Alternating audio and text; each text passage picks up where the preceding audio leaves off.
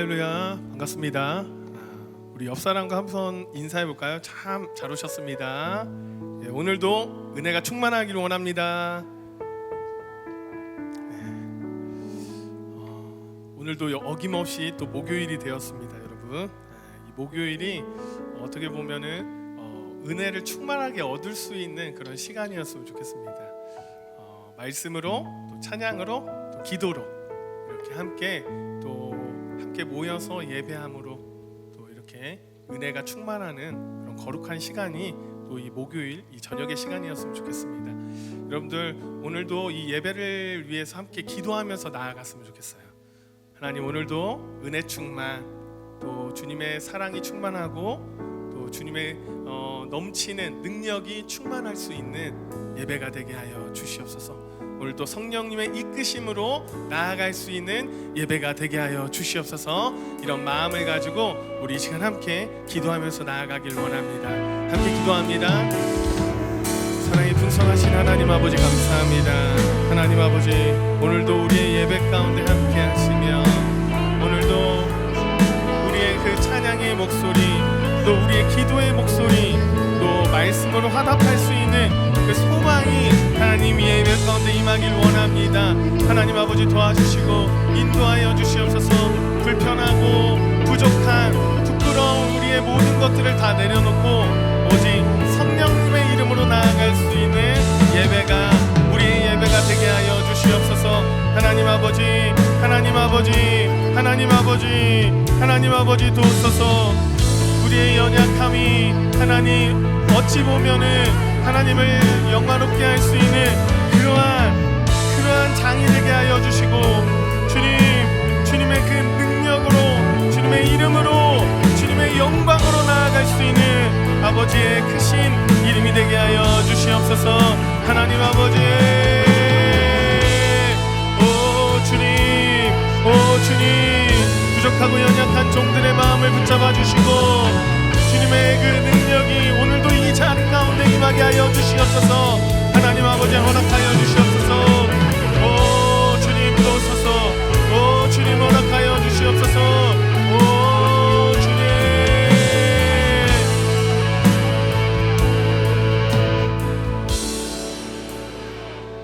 사랑이 풍성하신 하나님 아버지, 감사합니다.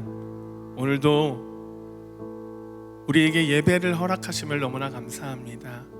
오늘도 이 예배를 통하여서 우리가 정말 깨달음을 얻고 또 주님의 은혜를 맛볼 수 있는 거룩한 시간이 되게 하여 주시옵소서. 우리의 부끄러움, 불편함, 또 부족함, 연약함 다 내려놓고 오직 주님만 높여드리는 그런 예배자들이 되길 원합니다.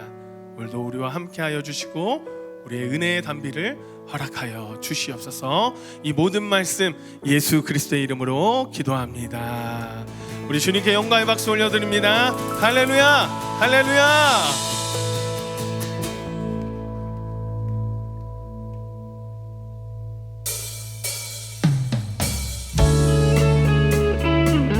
주님의 사랑이 우리 가운데 스며들길 원합니다. 이 찬양을 고백하면서 함께 주님과 동행하는 그런 상상을 하면서 함께 이 찬양을 고백하길 원합니다. 나 주와 함께 걷기 원해요.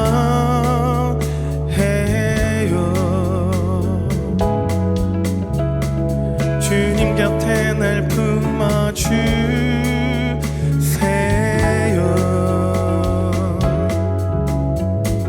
언제나 주의 진리나 감동에 내 영혼 오직 주님만 갈망.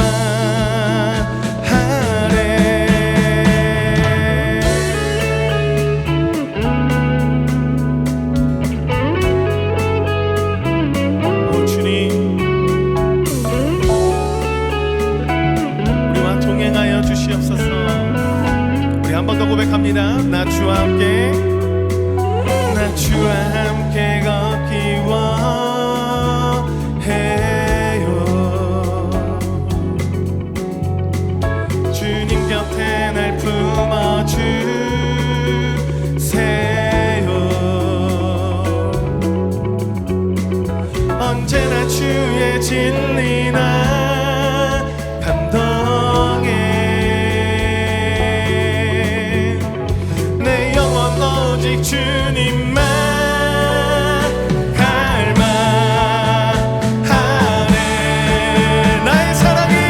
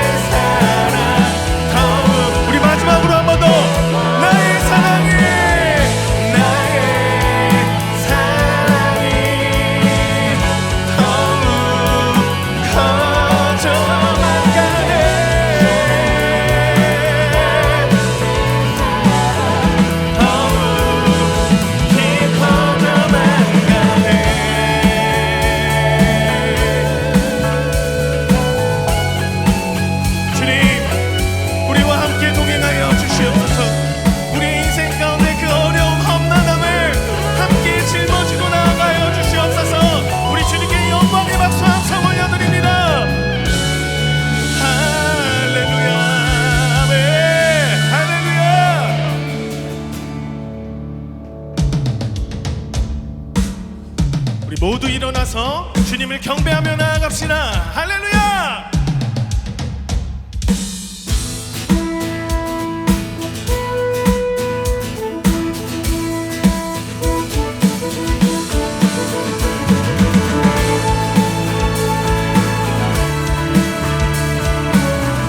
주님 우리와 동행하여 주시옵소서. 할렐루야!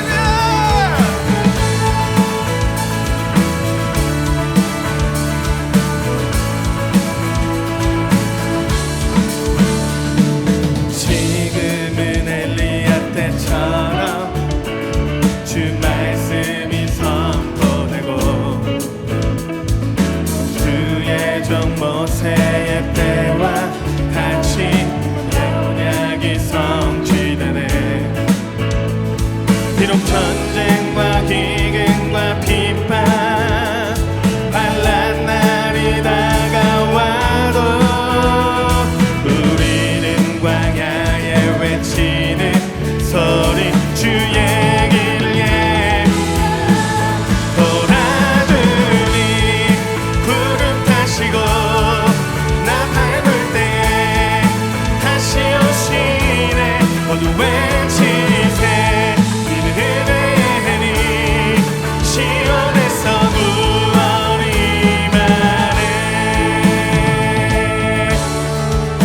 주님 찬양합니다. 보에스겔의 환상처럼 마른 뼈가 살아나면 또 주의 종 모세의 때와 같이 예배가 회복되네. 추수할 때가 이르러 들판은 이어졌네. 우리는 추수할 일꾼 되어 주 말씀을 선포하주네. 돌아주니 구름 타시고 나 밟을 때 다시 오시네. 모두 외치세 이는 은혜니 시온에서 우리 목소리 높여서 돌아주니 구름 타시고 나 밟을 때 다시 오시네. 모두 외치세 이는 은혜니 시온에서 구원하라. 돌아주니 구름 타시고 나 밟을 때 다시 오시네. 모두 외치세 이는 은혜니 시온에서 구원이 어제도 계셨고 오늘도 계시며 이제 곧 오실 어린 양 예수. 어제도 오늘도 계시며 이제 곧 오실 어린 양.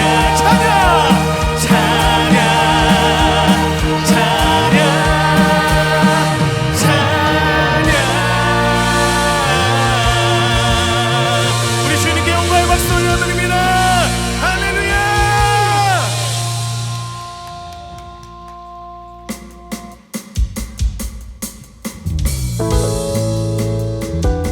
여러분들 예수 한 분만으로 만족하십니까?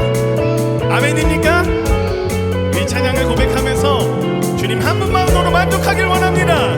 형제자매여 형제자매여 참 행복을 찾거든 예수님을 만나보세요.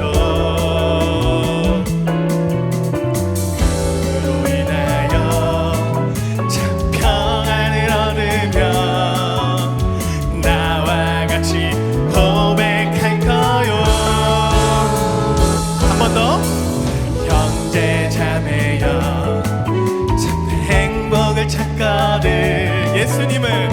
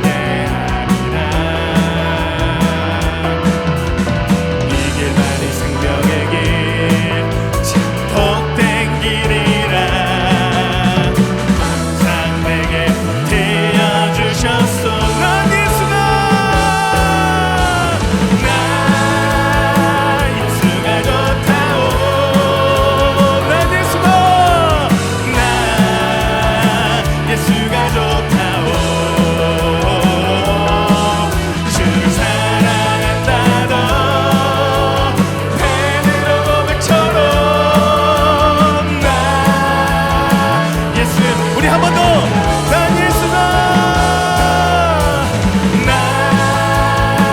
예수가 좋다오.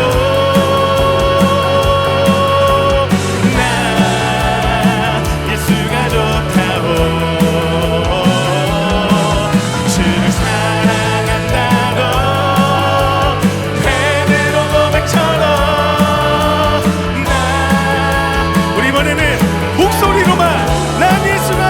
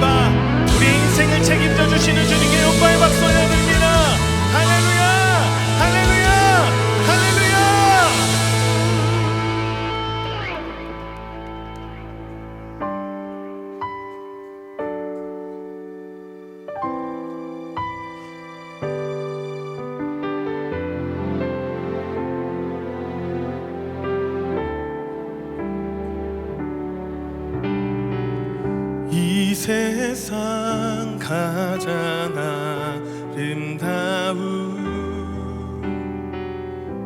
순종의 눈물 온 세상 다시 빛나게 한 생명의 눈물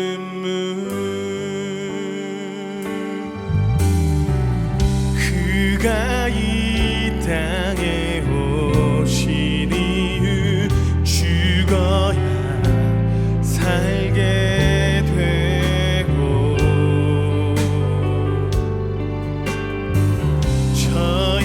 져야만 승리하는 놀랍고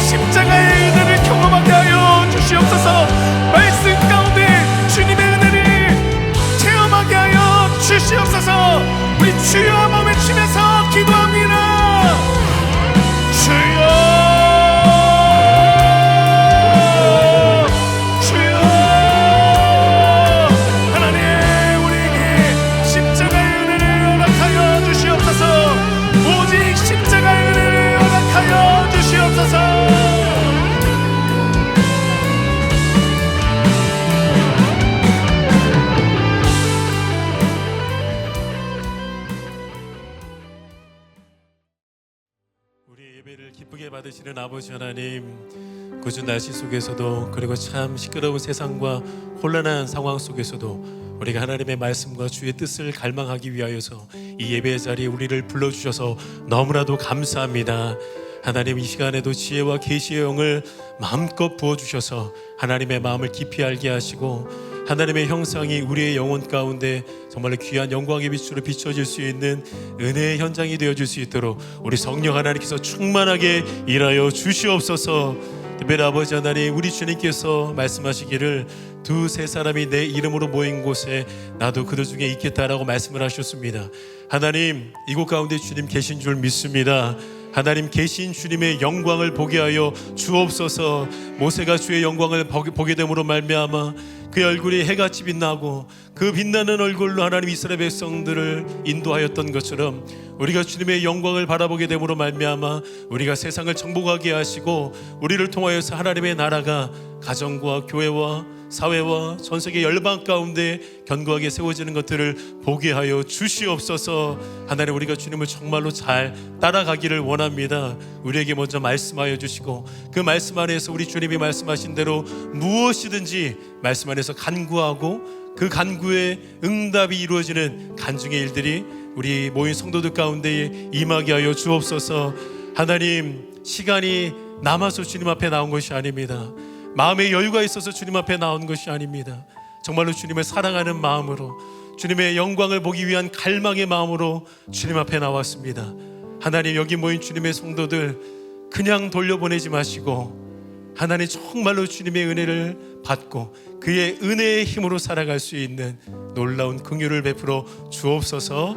그렇게 일하시고 예수님만 남게 하여 주실 것을 믿사오며 거룩하신 예수 그리스도의 이름으로 간절히 기도드렸습니다. 아멘. 우리 다시 한번 찬양받기 합당하신 주님께 영광의 박수 올려드리기를 원합니다.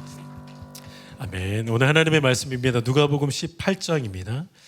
누가복음 18장 1절에서 8절까지 하나님의 말씀입니다.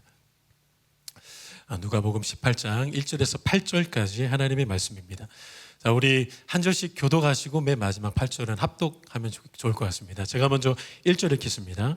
예수께서 그들에게 항상 기도하고 낙심하지 말아야 할 것을 비유로 말씀하여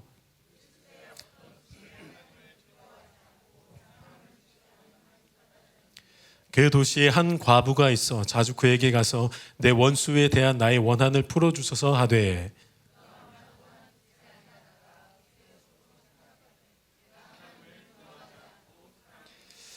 이 과부가 나를 번거롭게 하니 내가 그 원한을 풀어주리라. 그렇지 않으면 늘 와서 나를 괴롭게 하리라 하였느니라.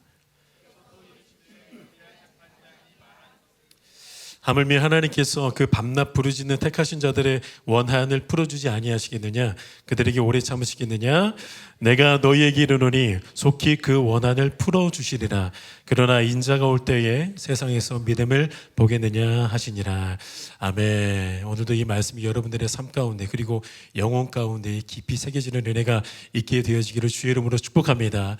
아까 전에 기도했던 것처럼 주님의 영광 보게 되면, 주의 말씀의 영광 우리가 목격하게 되면 우리의 영혼 변하지 말라고 해도 변할 수밖에 없는 게 하나님의 나라 이치인 줄로 믿습니다.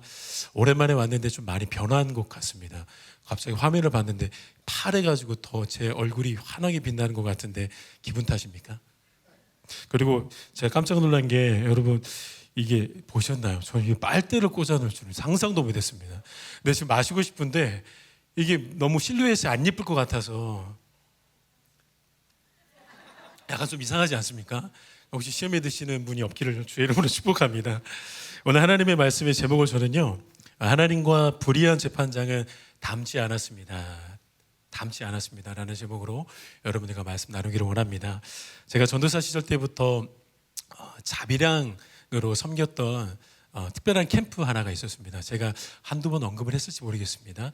고아 아이들만 데리고 하는, 그렇게 크지 않은 200명 미만으로만 할 수 있는 그런 캠프를 자비량으로 섬기게 되었었는데, 캠프를 총괄하는 저에게 항상 따라오는 염려와 근심과 걱정이 있었는데, 자비량이다 보니까 많게는 2천만 원 가까이 되는 그 재정을 만들어내는 게 저에게는 굉장히 좀 큰 난관이었고 염려의 제목거리였습니다. 그래서 캠프가 다가오면 다가올수록 제가 실제로 그 캠프만 딱 생각하면 그러면 안 됐는데 식은땀이 납니다. 자다가도 그 캠프를 생각하면 그 염려 때문에 식은땀이 막 납니다. 어떻게든 내가 해결은 해야 되겠고, 많은 스태프들이, 그때 스태프들이 한 70명 정도 됐는데 참 보잘것없는 저를 그냥 말뚱말뚱 보면서 모든 것들을 해결해 주겠지, 우리는 우리 일만 하면 되겠지 라고 순수하게 저를 의지하고 있는 모습을 보면은 진짜 딱 뭐 소름이 돋아요. 당신들은 왜 나를 그렇게 보냐고. 그리고 영혼의 땀이 흐르고 육체의 땀이 막 흐를 때가 있었습니다. 근데 참 하나님의 기적적인 은혜로 매해마다 아름답고 은혜롭게 캠프가 다 끝나고 난 다음에 그렇게 함께했던 스태프들이 저에게 캠프가 끝나면 와, 정말로 우리, 그때는 제가 전도사였는데, 야, 우리 전도사님 기도로 얼마나 많이 준비를 했으면 이렇게 하나님의 은혜 가운데 캠프가 잘 끝날 수 있었을까. 그러니까 그들은요, 저를 몰라도 한참 모르는 거예요. 제가 계속 기도로 늘 준비해 온 줄로만 알고 있었던 거죠. 그런데 사실 저의 생얼은요, 저는 기도로 준비를 하고 있지 않다가 너무나도 큰 염려와 이제 낙심이 생겨서 제가 어떻게 할 수 없을 때, 그러니까 마치 군뱅이도 딱 밟으면은 꿈틀거리지 않습니까? 저도 그 외압, 그다음 두려움이 저를 딱 밟으면은 꿈틀거리는 것처럼 본능적으로 그제서야 기도하는 게 저의 모습이었습니다. 그런데 저와 함께했던 스태프들은요, 제가 막 거룩하고 막 청교도인들처럼 매일 새벽, 점심, 저녁마다 다니엘처럼 기도하는 사람으로 아마 지금까지 알고 있는 것 같습니다. 그런데 하지만 저는 솔직하게 그런 사람이 아니었습니다. 제가 설교를 준비하다가 이런 이야기를 읽게 됐는데, 미국의 유명했던 여자 비행사 아멜리아 할트의 이야기입니다. 굉장히 여자로서 비행기, 그 참 커다란 비행기를 운전한다라는 게, 조종한다는 게 쉽지 않지 않습니까? 그런데 그 여자 비행사가 비행기를 이륙시키고 나서 바다 한복판에서 이 비행기가 엔진이 고장이 나버린 겁니다. 그런데 이 여성은요, 위기를 모면하고 항공 운행을 어떻게 해서 잘 마무리했습니다. 안전하게 마무리를 했습니다. 그 위험천만했던 대서양 횡단을 잘 마치고 나서 이제 어떤 미국에 도착하고 나서 많은 기자들이 이제 기자회견을 열어달라고, 그렇게 기자회견이 열어졌습니다. 기자들이 묻습니다. 엔진이 고장났을 때 어떻게 그 위급하고 어려운 순간을 견뎌낼 수 있었습니까? 궁금하겠죠, 기자들은요. 근데 그녀가 되게 단순하게 이렇게 이야기를 합니다. 그 위기를 넘길 수 있었던 것은 제가 바다 한복판에 있었기 때문입니다. 기자들이 도대체 이게 무슨 말인가 조금 더 구체적인 설명을 요구합니다. 그때 그녀가 이렇게 이야기합니다. 저는 엔진이 고장날 무렵에 이미 대서양의 반을 넘어온 상태였습니다. 돌아갈 수 없었고 떨어지면 죽을 테고, 그 당시 제가 할 수 있었던 것은 앞으로 가는 것밖에 없었습니다 라고 솔직하게 이야기를 했습니다.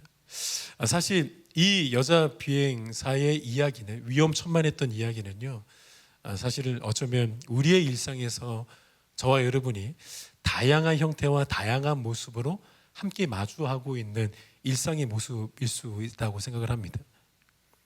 분명 우리들의 삶에서도 뒤로 되돌리고 싶은데 되돌릴 수 없는 그런 지금 포지션에 와 있는 경우, 그래서 어쩔 수 없이 끌려갈 수밖에 없는, 돌아갈 수 없기 때문에, 선택의 어떤 보기가 없기 때문에 그냥 전진할 수밖에 없는 그런 상황들이 얼마나 많이 있습니까? 저도 캠프를 진행하면서, 그리고 뭐 길지는 않지만 한 10여 년 정도의 사역을 해오면서 뭐 뒤로 갈 수도 없고 또 앞으로 갈 힘도 없고 그저 주저앉아 있을 수밖에 없는 일들, 하여튼 이런 참 기상천외한 일들이 많이 있었습니다. 저만 있었겠습니까? 여기 계시는 예배자인 여러분들도 여러분들의 삶 가운데 얼마나 이런 일들이 많습니까? 지금 어쩌면은 그 일들을 경험하고 계시는 성도님들도 있으실 거예요. 뒤로 돌아가고 싶은데, 그때 그 선택 다시 캔슬시키고 싶은데, 그래서 억지로 그냥 앞으로 꾸역꾸역 십자가 길 걸어가는 것처럼 걸어가야만 하는 그런 상황에 놓인 분들 어쩌면 여기 많이 계신 것 같습니다. 그래서 저는요, 그때마다 민망스럽고 구차하게 뒤로 갈 수 없기 때문에 하나님 앞에 엎드려서 주님 살려달라고, 그리고 앞으로 가고 싶은데 힘이 없어서 주님 제발 저에게 한 걸음 한 걸음, 뭐 점프할 수 있는 용기 말고 그저 오늘 걸어야 되니까 한 걸음만 좀 걸을 수 있도록, 그 다음에도 또 한 걸음만 좀 걸을 수 있도록, 그래서 결국에는 그 표대 가운데 제가 걸어갈 수 있도록 제발 힘을 달라고, 이렇게 참 막연하게 기도하는 일들이 우리에게 얼마나 많이 있습니까?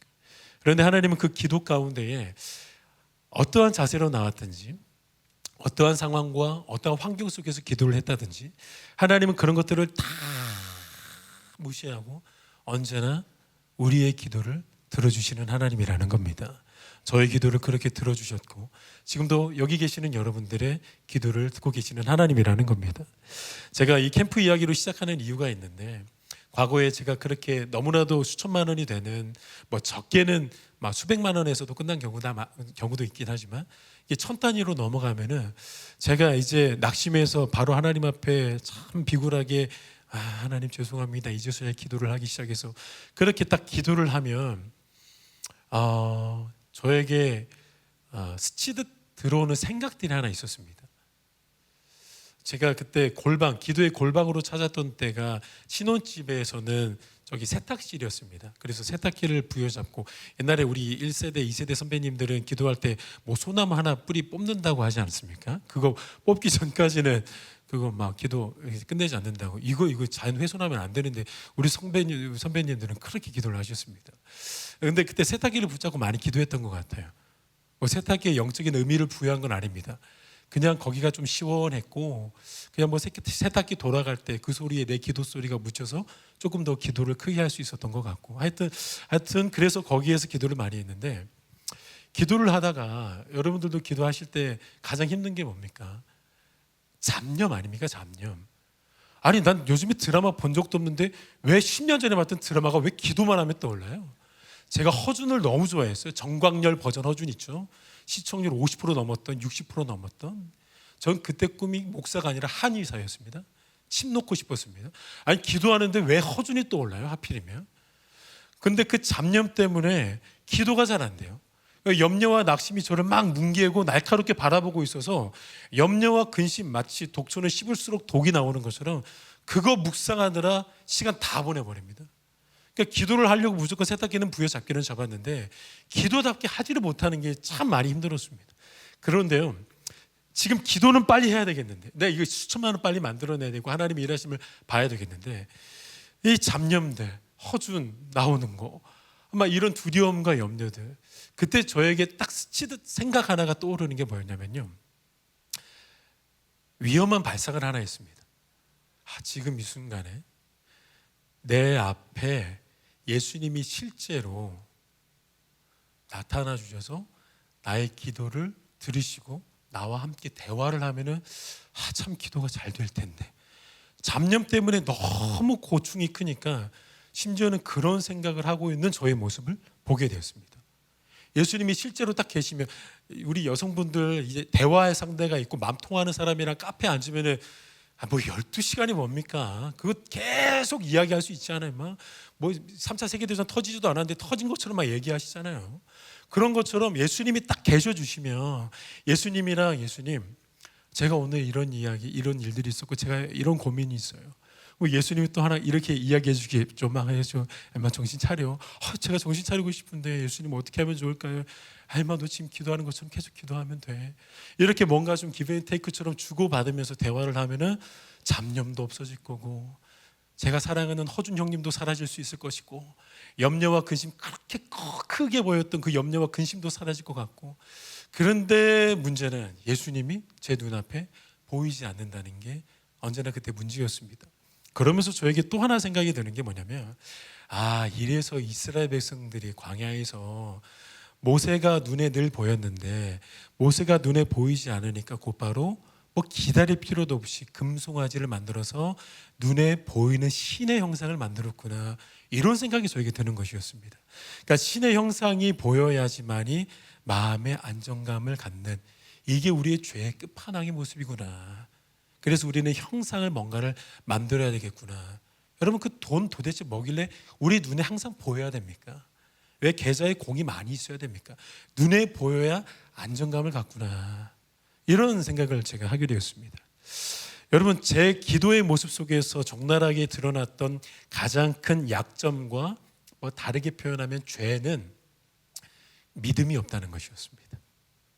어떤 믿음이겠습니까?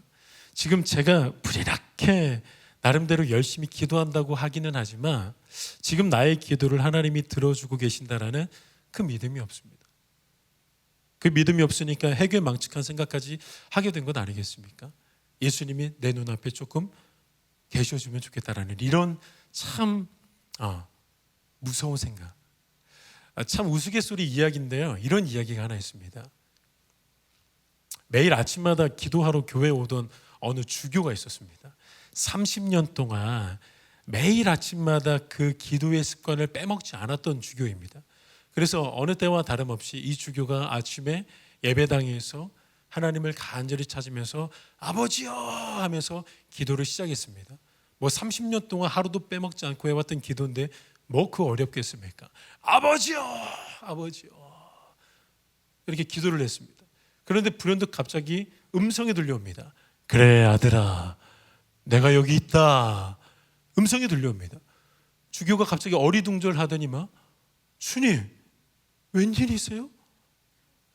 주님 정말로 여기 계셨군요. 깜짝 놀라면서 심장마비로 거기서 죽어버렸습니다. 이건 뭐 누군가가 지어낸 이야기겠지만 이 이야기에서 우리는 정확하게 무엇을 보냐면 우리가 늘 습관처럼 기도를 하고는 있지만 우리의 기도 가운데 하나님이 우리의 기도를 듣고 계시고 두세 사람이 내 이름으로 모인 곳에 내가 거기에 있다라는 그 주의 말씀을 믿지 않은 우리의 적나라한 실상을 보여주고 있는 이야기인 것 같습니다. 우리의 기도 주님 부르짖는데 왜? 하면 깜짝 놀라가지고 주여 여기 계셨냐고. 깜짝 놀랐다고 주여. 주님? 신호등 켜고 들어오셔야지. 부를 때는 언제고. 근데 우리는 믿음 없이 그냥 벽 보고 기도하는 것처럼 기도하는 우리의 모습 얼마나 많이 있습니까? 저에게도 있었던 것 같습니다. 오늘 본문 처음과 끝구절을 여러분 한번 잘 보시기 바랍니다. 1절 말씀을 보면요, 예수께서 그들에게 항상 기도하고 낙심하지 말아야 할 것을 비유로 말씀하여. 이게 지금 1절입니다. 오늘 본문. 그리고 8절 이렇게 끝납니다. 내가 너희에게 이르노니 속히 그 원한을 풀어주시리라. 그러나 인자가 올 때에 세상에서 무엇을 보겠느냐? 믿음을 보겠느냐? 여기서 지금 뭐 시리개가 막 말하고 있는데 여러분들은 당황 안 하셨네. 저만 당황했네요. 여기 막 뭐가 말하고 있는 것 같습니다. 그러니까 기도로 시작을 하는데 마지막은 믿음으로 끝나는 오늘의 본문입니다. 그래서 기도는요 필시 믿음과 함께 걸어가는 쌍두마차라는 겁니다. 기독교의 교부였던 어거스틴은요 굉장히 뼈가 있는 무게감 있는 말 하나를 남겼습니다. 성도의 기도는 믿음이 없을 때 사라지게 된다. 그러니까 우리의 기도의 주 원료는 믿음이라는 겁니다. 이 믿음이라는 원료가 가득 차여져 있으면 이 기도는요 아우토반 막 달려가는 것처럼 쫙 달려갈 수 있다는 겁니다. 오늘 비유의 이야기 우리에게 너무나도 잘 알려져 있는 비유입니다. 다들 아시는 비유이죠. 일반적으로 우리는 이 비유를 통해서 끈질긴 기도를 통해서 승리를 쟁취해야 한다라고 권면을 받습니다. 예, 여러분 맞습니다. 기도는 자고로 끈질겨야 됩니다. 기도는 자고로 간절해야 됩니다. 우리 예수님께서도 기도를 가르쳐 주실 때 너무나도 유명한 가르침 말씀해 주셨죠. 구하라. 그 다음에 뭘까요? 찾으라. 그 다음에요. 두드리라. 이게 순서가 굉장히 의미가 있습니다. 구하라, 찾으라, 두드리라. 이것도 결국에는 예수님은 우리 기도의 간절함, 끈질김 이런 것들을 우리에게 가르쳐 주시는 본문이죠. 여러분 이 구하라, 찾으라, 두드리라는요 이렇게 늘 생각하시면 됩니다. 하늘에 있는 것을 우리가 구하잖아요. 하나님 나에게 이게 필요합니다. 하나님 나에게 이게 필요합니다. 나에게 이것을 허락하여 주옵소서. 이건 어떤 기도예요? 구하는 기도입니다. 그런데 하나님이 우리에게 네가 나에게 구한 것을 내가 너에게 줬다라는 응답을 주시는 경우들이 있습니다. 그러니까 그러면 이제 그때는 우리가 어디로 넘어가야 되나요? 구했대요. 근데 우리 하나님이 주셨대요. 주셨으면 어디로 넘어가야 돼 이제? 찾아야죠. 찾기 시작하는 겁니다. 하나님 어디 있나요? 어디 있어요? 하나님 어디 있어요? 찾다가 저기 있네. 저기 문에 있어요. 문 안에 있어요. 이제 왔어요. 이제 거기서 어떻게 해야 돼요? 저기 있는데 문이 막혀져 있어요. 어떻게 해야 됩니까, 여러분? 거기 있는데 두드려야 되는 거죠. 그러니까 이 구하라, 찾다, 두드리라는요 기도의 응답이요 정말로 쫙 몰입되어져 가는 거. 그래서 이대로만 기도를 하면요 기도는 반드시 더 간절해질 수밖에 없습니다. 더 하나님 앞에 열정적으로 받게 할 수밖에 없습니다. 왜냐하면 막연하게 구하다가 이게 점점 우리 안에 다가와지고 있거든요. 그래서 마지막에 이제 딱 두드리는 순간이 오면 그때 다 금식해버리는 거예요. 야, 됐어. 제가 최근에 또 이 구하라 찾다 두드리라의 하나님의 일하심을 너무나도 선명하게 보게 되었어요. 그래서 제가 지금 전주에다가 이제 목포 쪽으로 사역지를 하나님이 움직이셨는데, 이게 정확하게 하나님이 이 구하라 찾다 두드리라의 기도의 응답으로 일해 주셨습니다. 네, 맞습니다. 여러분, 이 기도는 자고로 간절해야 되고 끈질겨야 됩니다. 야고보 지도자가 그 자신의 서신서에서 엘리야의 기도를 이야기할 때 이렇게 이야기합니다. 5장 17절에서 18절을 보면, 엘리야는 우리와 성정이 같은 사람이로되 그가 비가 오지 않기를 간절히 기도한즉 3년 6개월 동안 땅에 비가 오지 아니하고 다시 기도하니 하늘이 비를 주고 땅이 열매를 맺었느니라. 야고보 지도자가 소개하는 엘리야의 기도의 특징이 무엇입니까? 간절함이에요. 끈질김입니다. 이렇게 끈질김, 간절함은 기도의 응답에서 굉장히 큰 비중을 차지하고 있는 것, 우리가 절대로 부정할 수가 없는 것 같습니다. 그런데 오늘 본문을 공부하다 보니까요, 끈질기게 기도하면 하나님이 응답해 주신다라는 이 참 아름다운 진리보다 더 우리에게 전해주고 싶으셨던 진리가 있다는 것을 발견하게 되어버렸습니다. 그리고 우리가 바로 그 메시지를 알게 될 때에 우리는 항상 기도할 수가 있고 낙심하지 않을 수 있는 겁니다. 이 진리가 우리 심장 가운데 새겨질 때 낙심하지 않습니다. 그리고 듬성듬성 더듬어가면서 기도하는 게 아니라 항상 기도할 수 있는 영적인 체력이 공급되어진다는 겁니다. 그게 뭘까요? 오늘 이야기를 보시면 먼저 과부에게 원한이 있습니다. 이 원한의 정체는 과부가 갖고 있었던 원한인데, 이 원한의 정체는 아마 서기관들과의 관계 속에서 생겨난 원한일 겁니다. 이제 한 여자가 남편이랑 참 알콩달콩 살다가 이 남편이 갑자기 죽게 되었습니다. 그러면 이제 원래 이 재산이 누구에게 당연히 가야 됩니까? 아내에게 가야죠. 우리 한국 사회에서 이거 아내에게 안 가면 난리 나죠. 그런데 그 예수님 당시 팔레스타인 문화 속에서 이 아내에게 마땅히 가야 되는 이 재산이 누구에게 갔냐면 서기관들에게 갔습니다. 그래서 서기관들이 직접 관리하도록 되어 있었습니다. 그러면 하나님을 두려워하고 양심이 있는 서기관들이라면 이 과부의 복지에 신경을 써줘야 맞겠죠. 정말로 어려운 이들, 하나님의 은혜가 필요한 이들에게 그 복지를 잘 신경을 써줘야 되는데, 이들은 그러지 않았습니다. 서기관들은 그러지 못했습니다. 그래서 예수님이 공생의 사역 가운데 그 서기관들의 잘못을 콕 집으면서 이런 말씀을 하신 적이 있는데, 누가복음 20장을 보시면 긴 옷을 입고 다니는 것을 원하며 시장에서 문안받는 것과 회당의 높은 자리와 잔치의 윗자리를 좋아하는 서기관들을 삼가라.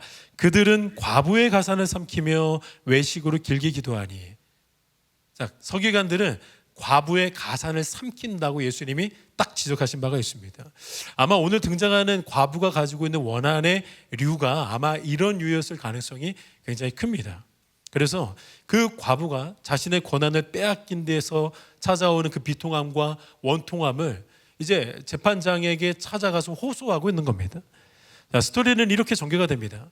벼랑 끝에 몰린 과부, 그러니까 과부로 살아가는 그 팔레스타인 땅이 얼마나 지옥 같은 삶이었습니까? 고아, 과부, 대표적으로 가장 비굴한 삶, 가장 난처한 삶을 살아가는 그 두 부류의 사람들인데, 과부가 돈도 없어요. 책임져 줄 사람도 없어요. 그래서 그 과부가요, 원한을 제발 좀 풀어달라고 번거롭게 재판장에게 찾아가서 사정을 합니다. 결국 불의한 재판장이 원한을 풀어주기는 합니다. 그런데 그 풀어준 의도와 목적은요, 어떤 선한 의도와 어떤 복지를 신경 써줌으로 말미암아 풀어주는 것이 아니라, 오늘 5절 말씀은 이렇게 이야기하죠. 이 과부가 나를 번거롭게 하니 내가 그 원한을 풀어주리라. 그렇지 않으면 늘 와서 나를 괴롭게 하리라 하였느니라. 왜 원한을 풀어줬습니까? 번거로우니까. 내가 괴로우니까 이 과부 일 좀 처리해 줘야 되겠다 라고 해서 풀어줬습니다. 그리고 예수님이 비유를 끝내시면서 다음과 같은 말씀을 하시죠. 7절에서 8절. 하물며 하나님께서 그 밤낮 부르짖는 택하신 자들의 원한을 풀어주지 아니하시겠느냐. 그들에게 오래 참으시겠느냐. 내가 너희에게 이르노니 속히 그 원한을 풀어주시리라. 그러나 인자가 올 때에 세상에서 믿음을 보겠느냐 하시니라. 여러분, 오늘 재판장의 모습을 한번 유심히 탐구해 보시기 바랍니다. 이 재판장은 자신에게 올라오는 청원들에 대해서 마땅히 공의를 행해야 하는 굉장히 중요한 위치에 올라와 있는 사람입니다. 이 재판장에게 자신에게 올라오는 청원은 마치 우리 성도들에게는 기도와도 같죠. 간청, 간구와도 같죠. 그런데 분명 마땅한 청원이 올라오는데도 불구하고 이 재판장은 하나님을 두려워하지도 않아요. 그래서 이 과부의 원한에 별 관심이 없습니다. 청원이 얼마나 끈질겼는지 재판장이 생각을 하기를 5절, 이 과부가 나를 번거롭게 하니 내가 그 원한을 풀어주리라. 그렇지 않으면 늘 와서 나를 괴롭게 하리라. 결국에는 그 끈질김에서 벗어나고 싶어서 겨우 청원을 들어줍니다. 이 모습이 오늘 비유에서 먼저 등장하는, 예수님이 먼저 등장시키는 악한 재판장의 모습입니다. 그리고 악한 재판장의 특징입니다.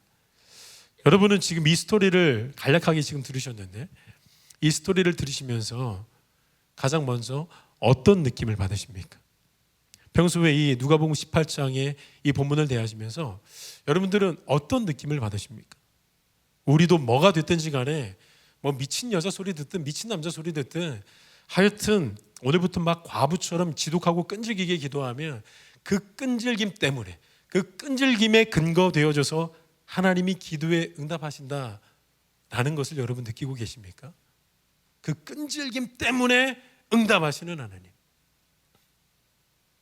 만약 그런 원리와 의미라면 충격적이게도 오늘 악한 불의한 재판장과 하나님이 너무 닮지 않았습니까? 만약 그런 원리라면 우리 하나님도 끈질기게 기도해야지만이 응답해 주시는 하나님. 번거로움이 너무 피곤하셔서 아유, 얘 기도 응답해 줘야 되겠다. 응답해 줄 생각 없었는데 응답해 줘야 되겠다. 아유. 그러니까 우리가 주위에 끈질기게 기도하는 사람들 보면 와, 진짜 저렇게 하니 하나님이 응답해 주시겠다. 와, 저렇게 기도했는데 누가 응답 안 해 주실까? 우리 이렇게 생각하지 않습니까?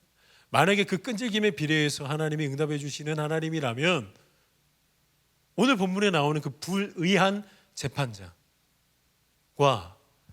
우리가 섬기는 하나님이 너무 닮지 않았나요? 하나님께서 자기 스스로를 내 자녀들을 잘 들어라. 나는 이 재판장과 닮은 구속이 있노라. 이 불의한 재판장과 나는 이런 부분이 참 많이 닮았노라. 이걸 스스로 어필하고 싶으셔서 오늘 비유의 이야기를 우리에게 남겨주셨던 거냐는 거죠. 끈질기게 기도해야지만이 응답해 주시는 하나님. 끈질기게 기도하지 못하면 결국에는 야, 너 아쉽게 됐다. 그런데 너 끈질기지 못해서 마지막에 그 기도 못했잖아. 실패 도장 쾅 찍어주시는 뭔가 이상한 하나님. 여러분, 이거 맞습니까? 이게 진짜 우리 영혼에 비춰지고 있는 하나님의 온전한 형상 맞습니까? 만약 하나님도 불의한 재판장과 같은 부류라면 저와 여러분, 여기 있는 우리 예배자들이요, 의지할 것은 딱 하나밖에 없습니다. 끈질김. 어떻게 되든지 간에 끈질기게 기도해야지. 다른 거 다 필요 없어. 어차피 끈질김이 크면 클수록 응답해 주시니까 다른 거 다 계시될 필요 없죠. 하나님의 성품, 하나님의 선하심, 하나님의 계획하심, 하나님의 인자하심 우리에게 계시되어질 필요가 없죠. 끈질김에 비례하는 게 기도 응답이라면 오직 끈질기게 해야죠. 이슬람 사람들처럼 하루에 좌와 우우 바라보면서 기도하는 사람들처럼, 예전에 샤머니즘 사상 가운데에 자녀들 놓고 그렇게 간절히 그냥 나무 붙들고 기도했던 그 사람들처럼 우리도 그냥 끈질김에 비례하는 하나님의 그 기도 응답이라면 뭐 말씀드릴 필요 뭐 있습니까? 그냥 기도만 계속해야지.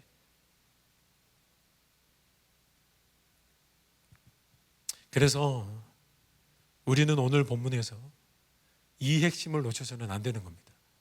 오늘 이 비유의 핵심은 불의한 재판장을 소개하면서 이 불의한 재판장과 하나님이 얼마나 같은 부류이고 얼마나 닮은 구석이 있는가를 소개시켜주는 본문이 아니라 불의한 재판장을 먼저 소개하면서 선하신 하나님과 얼마나 다른지를 소개하는 본문이라는 겁니다.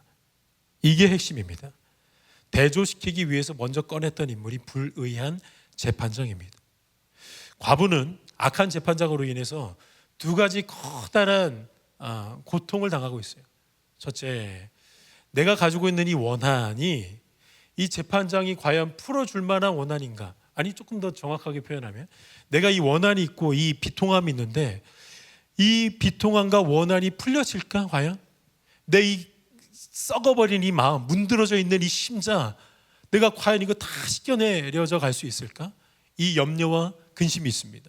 그리고 둘째, 이 과부에게는요, 이 악한 불의한 재판장 때문에 번거롭게 계속해서 찾아가야 되는 수고로움을 겪고 있습니다. 이거 누구의 악 때문입니까? 불의한 재판장의 악 때문이잖아요. 이 과부의 성실한 모습 때문에 나온 게 아니라 그 불의한 재판장 때문에 어쩔 수 없이 이 과부가 성실하게 나가게 된 거예요. 악이 성실을 창조했다라는 겁니다. 그러니까 이 과부에게는 이 두 가지의 커다란 고통이 있고 고충이 있습니다. 그런데 오늘 본문을 통해서 하나님은 우리에게 이렇게 외치시는 겁니다. 나는 그렇지 않다. 나는 불의한 재판장과 다르다. 그러면서 우리에게 소망의 말씀을 해주고 계시는 거죠. 첫째, 성도들이 이 땅 가운데에 그리스도인으로 살아가면서 예수 그리스도를 따라가는 제자된 자들로 살아가면서 그리고 예수를 닮아가기 위해서 그리스도의 형상을 계속해서 닮아가는 그 인생 속에서 만나는 억울함, 원통함, 그 고통들, 용서를 하면서 찾아오는 그 고통, 쓰라린 고통. 나는 용서했는데 그만한 피드백이 돌아오지 않았음에도 불구하고 늘 용서해야 되는, 그럴 때 찾아오는 그 간이 썩어져가는 비통함. 하나님, 이거 누가 알아주겠습니까? 하나님, 이거 진짜 내 가슴 치유되는 건 맞습니까?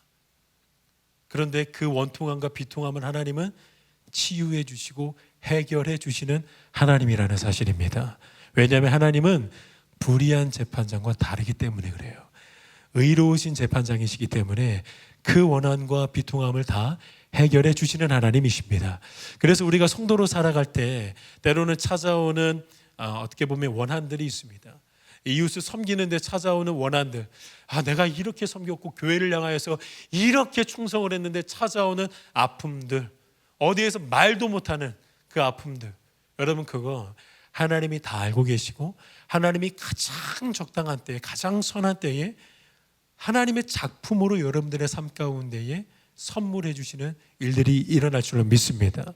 자, 그리고 둘째, 과부는 악한 재판장 때문에 계속해서 번거롭게 성실한 사람이 아닌데도 불구하고 성실해져 가면서 막 가고 있어요. 수고로움을 겪고 있어요. 하나님은 우리에게 이렇게 말씀을 해주시는 거죠.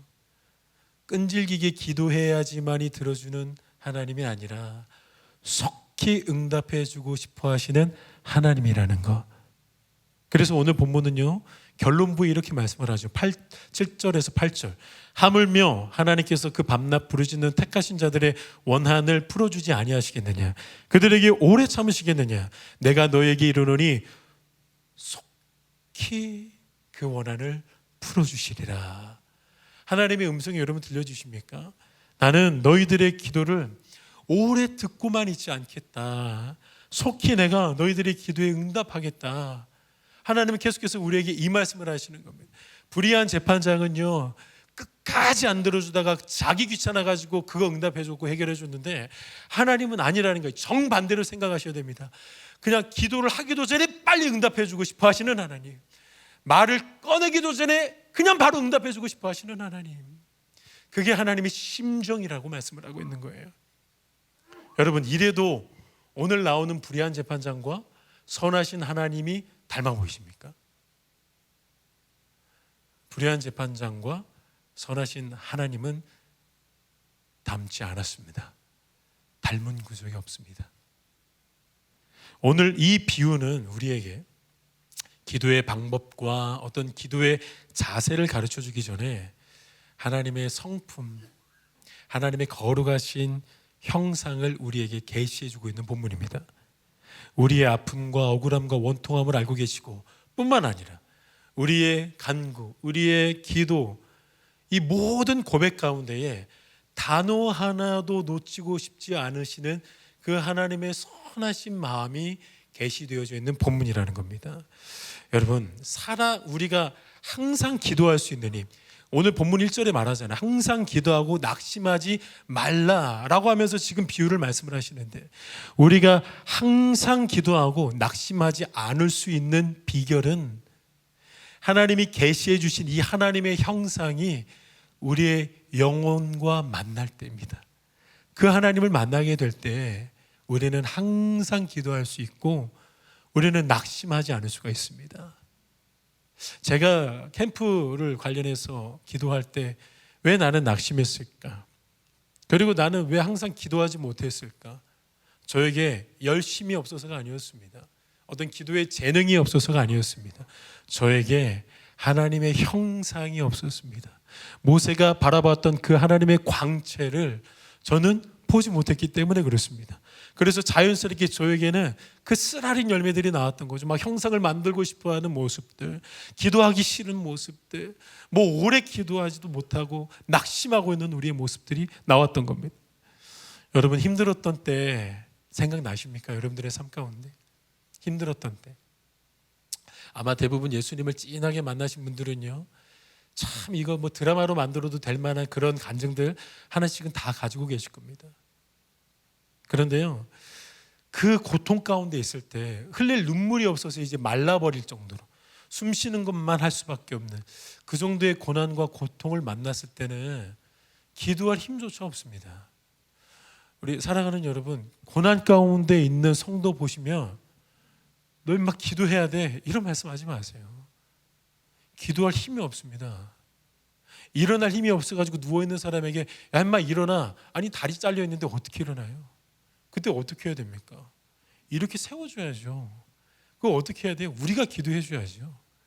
진짜 고난을 만난 사람은요, 기도할 여유조차 없는 고난을 만날 때 이게 진짜 고난이구나. 제가 큰 고난을 만났을 때 저기 광주에 가면은 그 헐몬산 산기도를 제가 좋아해서 산에 가가지고 밤 12시에 혼자 딱 갔는데 너무 힘들었던 때가 있어요. 심리적으로 완전히 무너졌었던 때. 하나님 제발 이런 시험은 나에게 주시면 안 됐는데 왜 하나님 나에게 이런 시험 주셨어요? 그래서 헐몬산에 가가지고 부르짖으려고요, 딱 바위에 앉아가지고 무릎 딱 꿇었는데 한마디도 안 나오더라고요. 한마디도. 뭐라고 기도를 해야 될지도 모르겠어요. 너무 복잡한 상황이 펼쳐져서. 우리가 어떤 큰 문제를 만나면 기도 자체가 안 나옵니다. 여러분, 여러분들도 다 경험하지 않으셨습니까? 제가 앞전에 중고등부 사역을 전도사 때 할 때 참 우리 학부모님들이랑 상담을 많이 하는데요, 그 학부모님들 중에 아이들 때문에 진짜 생지옥을 경험하는 사람들, 그 프로그램의 5년 금쪽 같은 내 새끼 있지 않습니까? 그런 현상, 그런 상황을 진짜 실시간으로 매일마다 경험하는 학부모님들이 계세요. 그러면은 진짜 어쩔 수 없이 막 가가지고 그 부모님부터 살려야 되겠으니까 신방을 갑니다. 애기 신방 가는 게 아니라 부모님 신방 가가지고 막 이야기 들어주면서 상담해드리면은요, 그분 진짜 제가 기억나는 어떤 여집사님이 한 분이 계시는데, 그분이 저에게 참 제 마음에 깊이 새겨지는 말씀을 하신 적이 있어요. 전도사님, 저도 지금 다른 성도님들처럼 밤새면서 철회하면서 기도하고 싶고요, 저도 다른 사람 중보기도 하자고 막 모이라고 할 때에 막 다른 사람은 중보기도 안 하려고 도망가는데 저도 제발 그 중보기도 자리에 가가지고 기도하고 싶고요, 다른 사람들 막 기쁘게 산기도 갈 때에 저도 좀 스트레스 타가지고 기도하고 싶은데요, 제 상황이 그게 허락이 안 돼요. 그래서 막 눈물을 똑똑 흘리고 있는 거예요. 기도를 너무 하고 싶은데 기도할 수 있는 상황조차 되지 않아요. 이 아이에게서 5분만 떨어져 있어도 이 아이가 죽으려고 하니까, 베란다에서 떨어지려고 하니까 이 아이가 그냥 계속해서 우울증이 있어서 오르락 내리라 귀신이 임했다가 성령이 임했다가 이런 모습을 보이니까 이 집사님도 이제 정신병 오기 시작해요. 잠도 아예 못 자니까. 그러니까 지금 혼이 나간 것처럼 살아가는 그 집사님이 저에게 하는 말, 저도 진짜 기도하고 싶은데 기도할 힘이 나지 않습니다. 전쌤은 어떻게 하면 좋습니까? 누군들 여러분 끈질기게 기도하고 싶지 않겠습니까? 여기 지금 다 만사 제쳐놓고 좋아하는 프로그램 뭐 다 행복한 거 뭐 취미생활 다 내려놓고 지금 여기에 계신 예배자 여러분들의 삶 가운데 누가 끈질기게 기도하고 싶어 하지 않는 사람 어디 있습니까? 누가 엘리야처럼 막 간절히 기도하고 싶은 사람 어디 없습니까? 다 있지. 엘리야가 무릎과 무릎 사이에 막 다 머리를 박았대. 유연해. 아니 무릎과 무릎 사이에 머리를 박았대. 누가 그렇게 기도하고 싶지 않겠습니까? 그런데 그 힘이 없어요. 여유가 없어요. 끈질기게 기도한 사람만이 하나님에게 응답을 받을 수 있다고요? 그렇지 않습니다, 여러분. 하나님을 향하여서 부르짖는 모든 성도들의 기도를 하나님은 다 듣고 계십니다. 그리고 우리가 감히 상상할 수도 없는 가장 선하신 때에 하나님의 지문이 가장 많이 묻어있는 그 우리의 입에서 찬송이 나올 수밖에 없는 그때를 예비하시면서 우리의 기도를 듣고 계시는 것입니다. 그 응답의 이유는요, 하나님은 우리의 끈질김, 어떤 종교적인 끈질김에 비례해서 응답해 주시는 종교의 대상이 아니시라 우리에게 아들 독생자 예수 그리스도를, 그것도 아끼다가 그냥 마지못해 주신 게 아니라 아낌없이 주신 우리의 아버지 하나님이시기 때문에 그렇습니다. 그 기도 응답의 근거는 아버지라는 단어 말고는 다른 어떤 것으로도 설명되거나 소개될 수가 없습니다. 그래서 우리 예수님 참 기도를 잘 가르쳐 주셨죠. 하늘에 계신 우리 아버지요. 이게 먼저 바뀌지 않으면 그 다음의 기도들은 다 우리의 영혼을 오히려 병들게 할 수도 있다는 거예요. 창세기 21장을 보시면 이제 아브라함이 먼저 하갈을 통해서 이스마엘을 먼저 낳죠. 근데 이제 약속의 자녀를 사라를 통해서 이삭을 낳습니다. 그런데 이제 이스마엘이랑 이삭이 다투어요. 다투었다기보다 이스마엘이 형이어서 이삭을 괴롭힙니다. 결국에 하나님의 응답이 뭐였냐면 약속의 자녀가 아니었던 하갈과 이스마엘을 광야로 보내라. 약속의 자녀가 아니에요. 여러분 그때 참 아브라함의 마음도 안 좋았을 것 같아요. 어떻게든 하여튼 이스마엘도 자기 아들 아닙니까? 근데 그 하갈과 이스마엘이 광야로 다 도망이 아니라 쫓겨났어요. 근데 그 광야에서 물이 없었나 봅니다. 하갈이 이제 자기는 어떻게든 물이 없어서 참아내고 있었는데 자기의 어린 아들이었던 이스마엘이 이제 결국에는 죽을 운명에 처했습니다.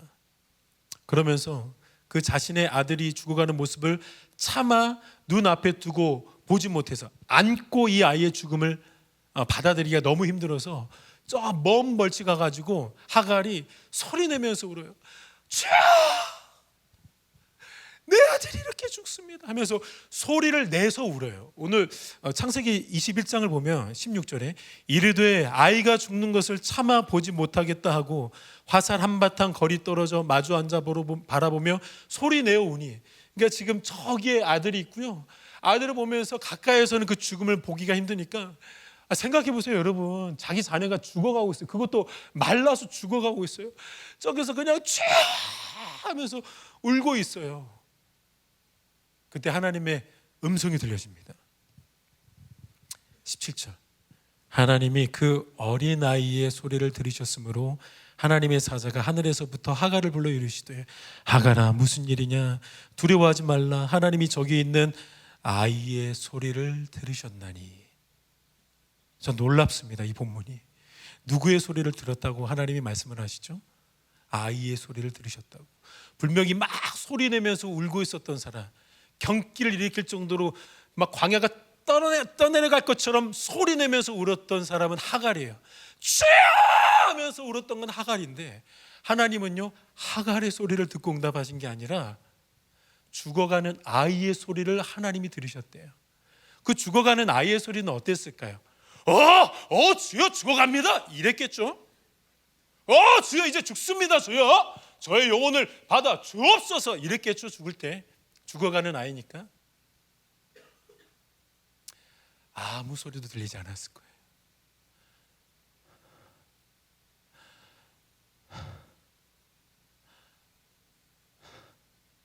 근데 하나님 말씀하십니다.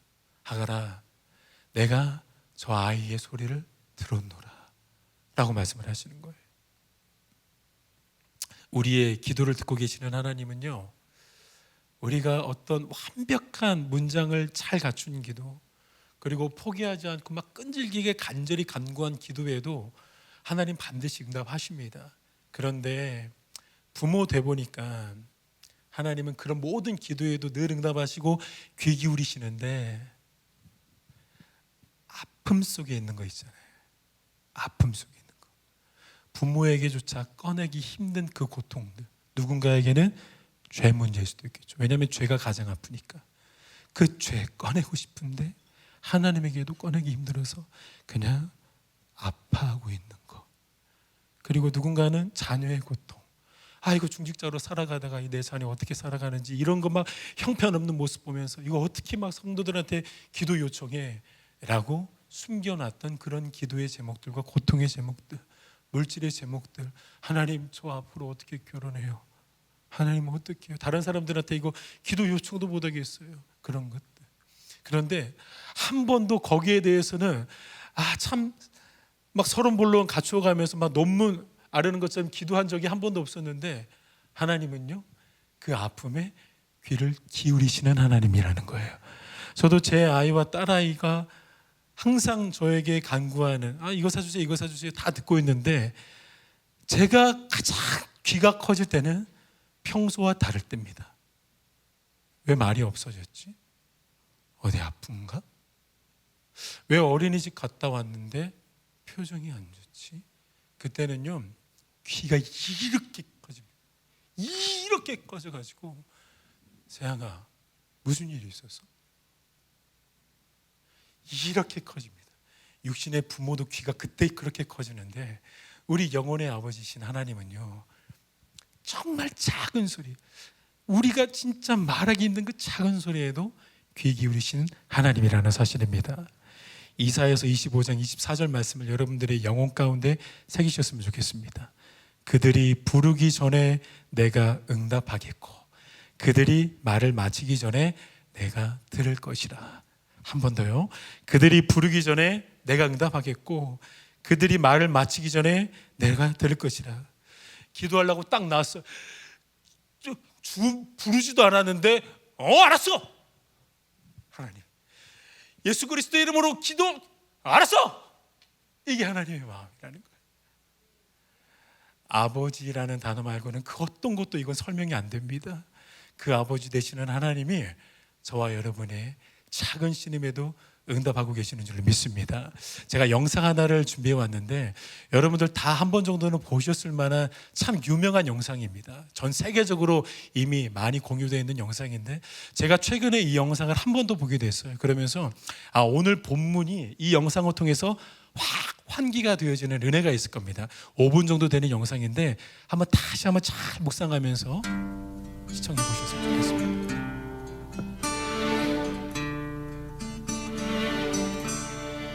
Who taught the sun where to stand in the morning? And who told the ocean you can only come this far?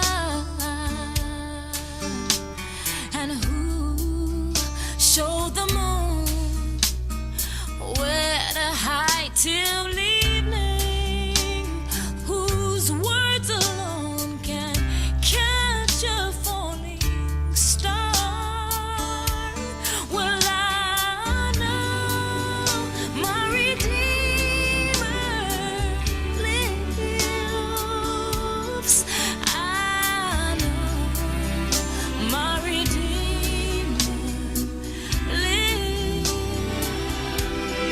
All of creation testifies this life within me cries. I know my Redeemer lives. Yeah, the very same God that spins things in orbit runs to the weary, the worn and the weak, and the same gentle hand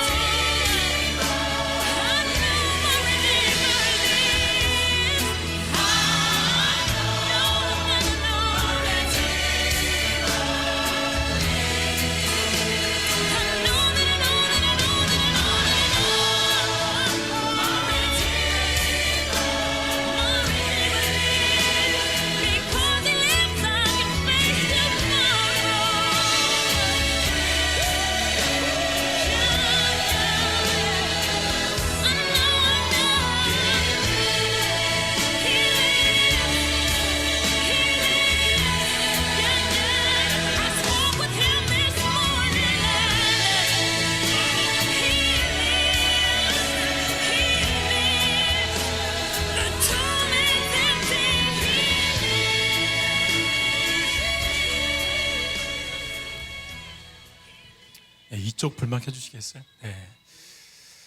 여러분, 이 아버지는 몇 년 전에 소천하셨습니다.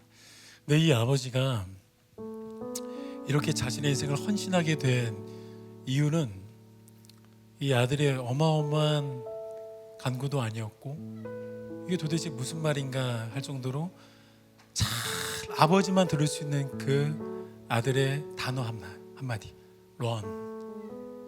겨우 그냥 뱉어냈던 그 run이라는 단어, 그 달리고 싶다라는 그 마음이 아버지가 알아버리니까 아버지가 자신의 모든 인생을 다 헌신하면서 이 아들이 달릴 수 있는 그런 아버지로 변하게 되었습니다. 육신의 부모인 아버지도 이 아들의 한마디에 이렇게 자신의 인생을 바치는데, 저와 여러분이 섬기고 우리에게 독생자 예수 그리스도를 보내주신 우리 아버지가, 우리 하나님 아버지가 우리의 그 한마디에 얼만큼 일하시겠습니까? 여러분, 다시 한번 기억하셨으면 좋겠습니다. 항상 기도할 수 있는 힘은, 그리고 낙심하지 않을 수 있는 힘, 그리고 세상 끝날에 우리가 하나님에게 보여드려야 되는 믿음은 어떤 믿음이냐면, 어떻게 막 하나님 내가 끈질기게 하는 거 한번 보여드리겠습니다가 아니라, 그것도 너무 귀하지만 하나님 나의 작은 신음에도 귀 기울여 주시고 계시고 응답해 주고 계심을 믿습니다. 이 믿음인 줄로 믿습니다. 우리 시간 들으신 말씀 생각하시면서 참 좋은 찬양이죠. 주만 바라볼지라. 이 가사를 잘 생각하시면서 우리 함께 찬양으로 나가겠습니다. 하나님의 사랑을 사모하는 자. 안내할 부분들, 안내할 사항들 광고 잠깐 설명드리겠습니다. 오늘도 우리에게 귀한 말씀을 전해주신 우리 박영광 목사님께 감사를 드립니다. 다음 보여주세요. 여기네, 맞네요. 자, 매주 목요일 7시 50분 우리 이곳 예은교회 3층 사랑홀에서 예배합니다. 예배 시간 조금 더 일찍 오셔서 기도로 예배를 준비하면서 하나님 앞에 나아가는 시간이 되길 축복합니다. 다음 자, 발렌티어를 모집합니다. 함께 예배를 세워갈 우리 예배팀을 모집합니다. 가끔 그런 분들 계시더라고요. 나는 할 수 있는 게 없는데요. 잘하는 분들 많은데요. 아니요, 여전히 부족합니다. 함께 하셔서 함께 이 예배를 세워갈 수 있는 분들이 적극적으로 저에게 좀 참여해 주시고, 주변에 있는 스태프들에게 저 이거 하고 싶어요, 이거 하고 싶어요, 돕고 싶어요 라고 말씀해 주시면 감사하겠습니다. 다음 유튜브 플래더십 매주 수요일에 저희의 예배 영상이 지금 계속 올라가고 있습니다. 수요일날 예배 영상과 더불어서 가끔 이렇게 찬양도 한 곡씩 계속 잘라서 올라가고 있더라고요.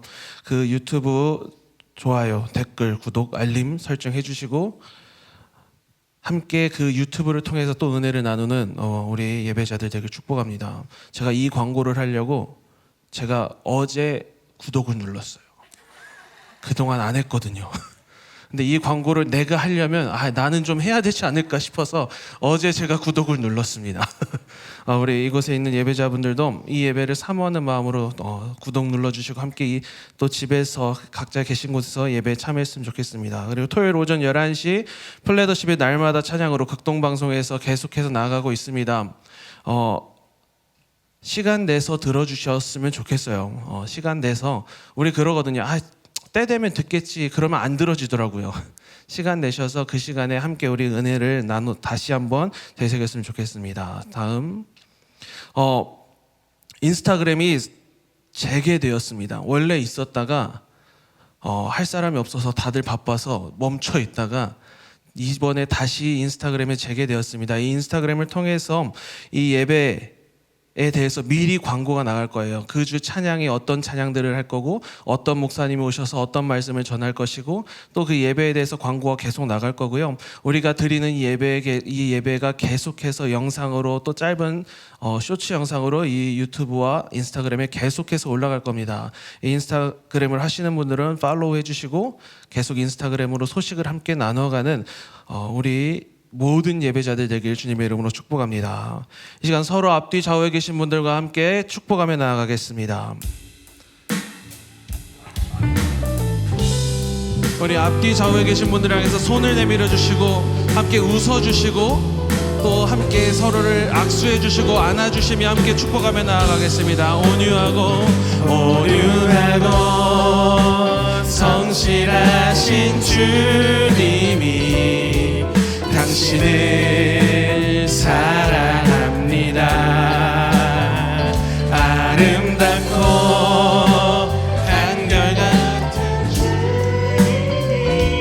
당신을 축복한 우리 옆사람 함께 온유하고 성실하신 주님 당신을 사랑합니다. 아름답고 한결같은 주님이 당신 우리에게 축복과 은혜를 허락하신 주님께 영광의 박수 올려드립니다. 할렐루야. 아멘. 이제 모두 일어나서 마지막 곡 찬양하면서 세상 속으로 나가길 원합니다. 할렐루야.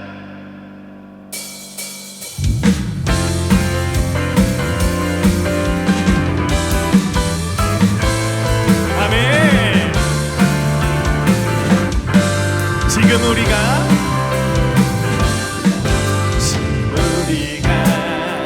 주님 안에 하나가 되어 바로 주님이 원하시는 뜻대로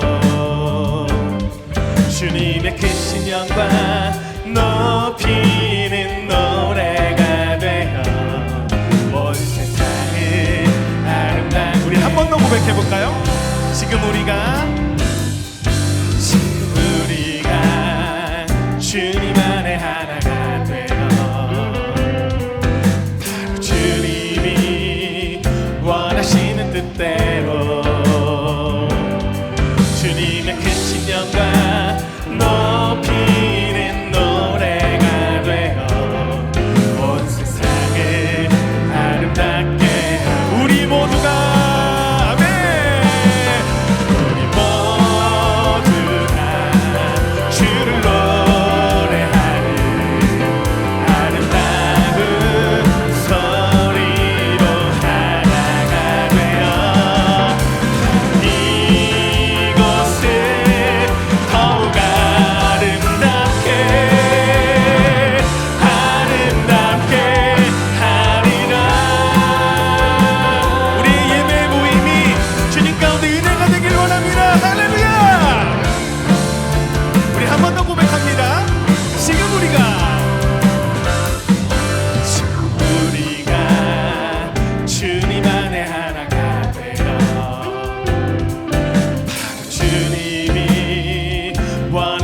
뜻대로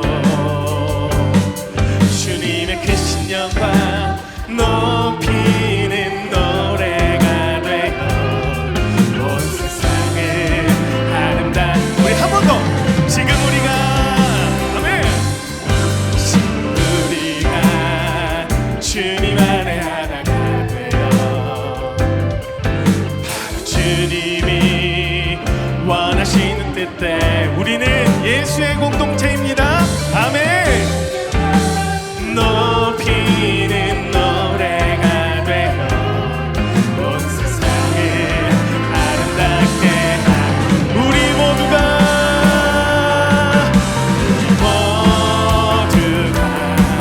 주를 노래하는 아름다운 소리로 하나가 되어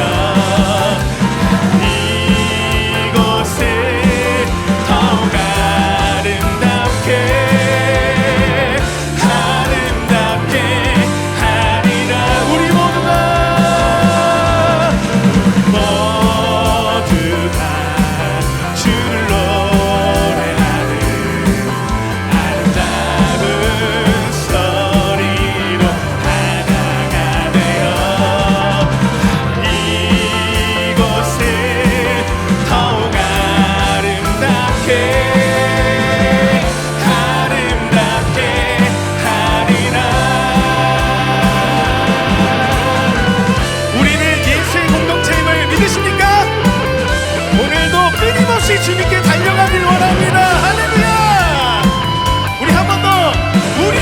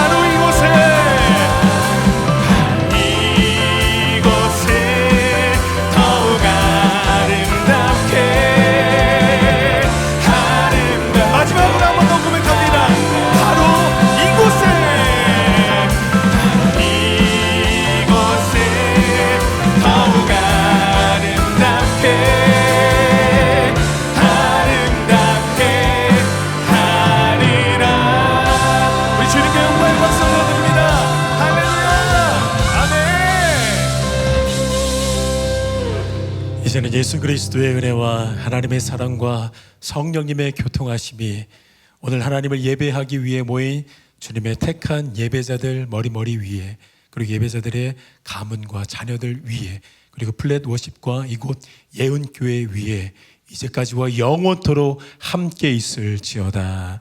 아멘.